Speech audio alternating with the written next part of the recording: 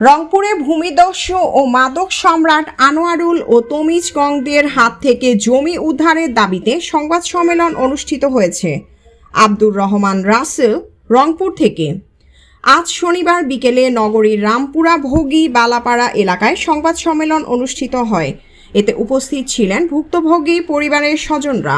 এ সময় ভুক্তভোগী আনোয়ার হোসেন বলেন, আনোয়ারুল ইসলাম এবং তমিজ উদ্দিনের লোকজন বাড়িঘর ভাঙচুর, জমি দখল সহ বিভিন্নভাবে হুমকি দিয়ে আসছেন। পৈতৃক জমি রক্ষায় সরকারের সহযোগিতা চেয়েছেন তিনি।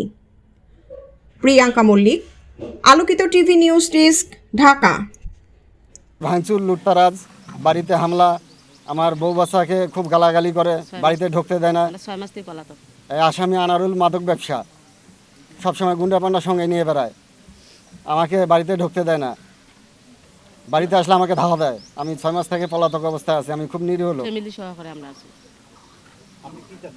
আমি এটা সুবিচার চাই আপনাদের কাছে। আমি আবেদন।